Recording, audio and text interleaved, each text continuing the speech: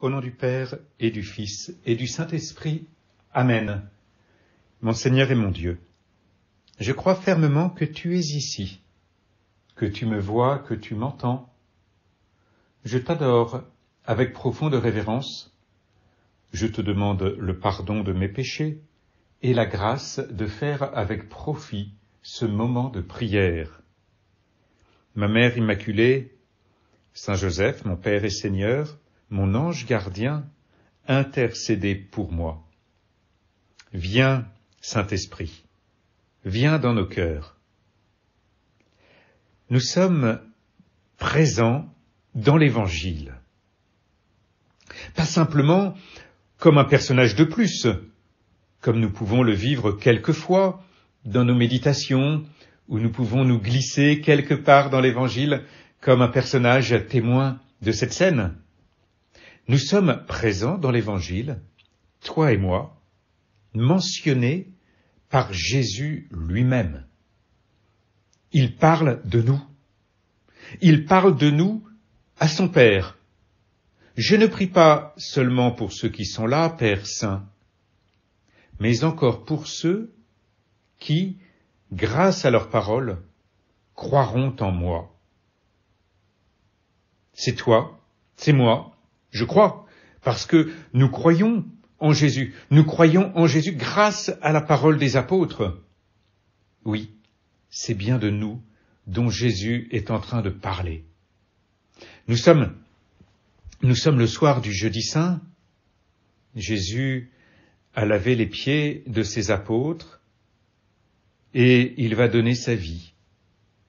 Il va donner sa vie pour tout homme. Et ce soir-là, il prie.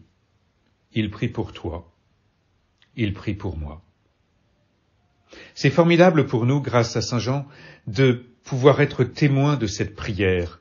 Nous sommes peut-être comme un petit enfant qui se glisse dans un château royal, dont la porte est entr'ouverte, et il se glisse pour aller découvrir l'intérieur, un intérieur magnifique. Et avec Saint Jean, en entendant cette belle prière qu'il nous rapporte dans l'Évangile, nous nous glissons, nous aussi, à l'intérieur non pas de ce château royal, mais à l'intérieur du cœur de Jésus, pour être témoin de sa prière, pour être témoin de sa magnifique prière, de son magnifique cœur à cœur avec son Père. Et nous découvrons, non sans émotion, que quand il se tourne vers son Père, eh bien, il parle de nous. Nous sommes dans le cœur de Jésus, toi et moi. Nous sommes touchés d'être dans le cœur de Jésus, de découvrir, nous savons bien que nous avons beaucoup de valeur à ses yeux, mais il est bon de l'entendre. Comme il est bon, nous le savons, dans les relations humaines, de se dire qu'on s'aime, et pas simplement d'en rester au fait que ça a été dit une fois, et puis voilà, c'est bon, on passe à autre chose. Nous savons que Jésus nous aime, nous savons que nous avons du prix à ses yeux, et donc qu'il prie pour nous, avant même de donner sa vie sur la croix. Alors, Seigneur, que demandes-tu pour nous? C'est vrai cela, que demande-t-il pour chacun d'entre nous? Père, qu'il soit un, comme nous sommes un. Jésus demande pour nous l'unité. L'unité en lui. D'abord, avant tout, que nous soyons profondément unis à Dieu. C'est ce qui se passe en ce moment, Seigneur. Au moment où nous nous tournons vers toi, au moment où nous essayons d'être profondément unis à ton cœur, à ta prière, cette unité, elle se vit là. Cette unité, elle se vit bien sûr dans tous les moments de prière et en particulier la messe. Et quand nous le pouvons, la communion, comme union. Oui, il y a bien une union profonde avec toi, Seigneur. Et c'est avant tout avec toi, que tu nous appelles à être unis. Que tout soit un comme toi, Père, tu es en moi et moi en toi, qu'ils soient un en nous, eux aussi. Unis chacun avec le Seigneur, le Père, le Fils, l'Esprit Saint, dont nous attendons la venue renouvelée encore dans la fête de la Pentecôte, unis en Dieu, et unis chacun avec Dieu, unis entre nous en Dieu, qu'ils soient un en nous, eux aussi. C'est tous ensemble, c'est notre unité, c'est l'unité de l'Église que Jésus veut réaliser, qu'il veut pour nous tous. L'unité de l'Église, je ne parle pas simplement, Seigneur, de l'Église au sens universel. Bien sûr, nous prions pour l'unité de l'Église, bien sûr. Et nous savons que c'est important. Et tu le pries, Seigneur, pour cette unité. Mais l'Église, nous y avons accès déjà par nos communautés paroissiales, tout simplement. Et parfois c'est là, avant tout, que tu nous appelles à vivre l'unité. Vivre l'unité avec des gens que nous ne connaissons pas, qui sont à l'autre bout du monde, c'est peut-être utopique quelquefois, ou facile.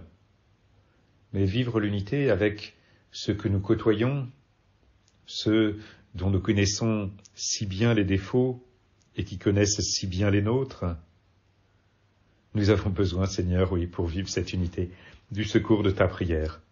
Et nous te remercions de prier pour nous comme tu le fais aujourd'hui. Nous avons besoin de cela.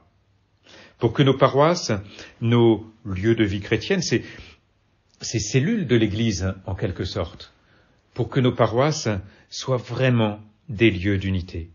Et nos mouvements aussi, parce que nous faisons peut-être partie aussi de tel ou tel groupe, tel ou tel mouvement, et nous savons que dans ces lieux, nous avons besoin de cette unité. C'est donc cette unité, Seigneur, que tu demandes pour nous, mais pourquoi Jésus demande-t-il cela pour nous? Pourquoi? Eh bien, il nous le dit lui-même, pour que le monde croie que tu m'as envoyé. Et il rajoute, afin que le monde sache que tu m'as envoyé et que tu les as aimés comme tu m'as aimé. Il y a une dimension de témoignage dans cette unité. C'est le témoignage de la charité. C'est le témoignage de cette charité qui rayonne entre nous et qui vient toucher les cœurs de ceux qui nous entourent. Une charité qui dépasse nos capacités humaines. Cette unité, dans un monde souvent bien divisé, et nous prions encore, Seigneur, pour toutes les victimes de guerre. Nous pouvons penser à tout ce qui se passe en Ukraine. Ce n'est pas parce que cela fait quelque temps que cela a commencé qu'il nous faudrait oublier de prier pour tous et pour cette paix. Et nous voyons bien que cette unité entre les hommes, humainement, dans cette humanité qui est blessée par le péché, notre humanité est blessée, cette unité est difficile à tenir.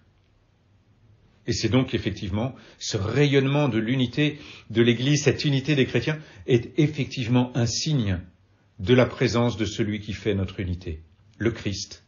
Un signe que cela ne repose pas sur nos simples forces, afin que le monde sache que tu m'as envoyé et que tu les as aimés comme tu m'as aimé. C'est un signe de l'amour de Dieu pour nous. Et c'est dans ce sens-là que nous demandons à Dieu cette unité, comme signe de son amour pour nous, signe pour le monde, pour que d'autres se laissent toucher et ouvrent leur cœur à cet amour de Dieu, parce que bien sûr cet amour de Dieu ne nous est pas destiné de manière exclusive, comme si nous devions l'accueillir de façon égoïste. Nous savons que le Seigneur nous invite aussi à être témoins de son amour. Je prie pour ceux qui, grâce à leur parole, croiront en moi. Tiens, mais finalement, c'est peut-être nous aussi, là. Grâce à leur parole, grâce à notre parole, peut-être que d'autres croiront en Jésus. Oui, Seigneur, aujourd'hui nous unissons notre prière à la tienne.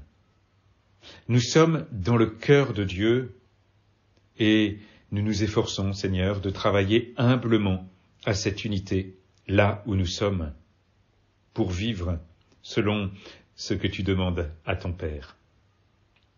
Je te remercie, mon Dieu, des bonnes résolutions, des inspirations et des actes d'amour que tu m'as communiqués dans cette méditation. Je te demande de m'aider à les mettre en pratique. Ma Mère Immaculée, Saint Joseph, mon Père et Seigneur, mon ange gardien, intercédez pour moi.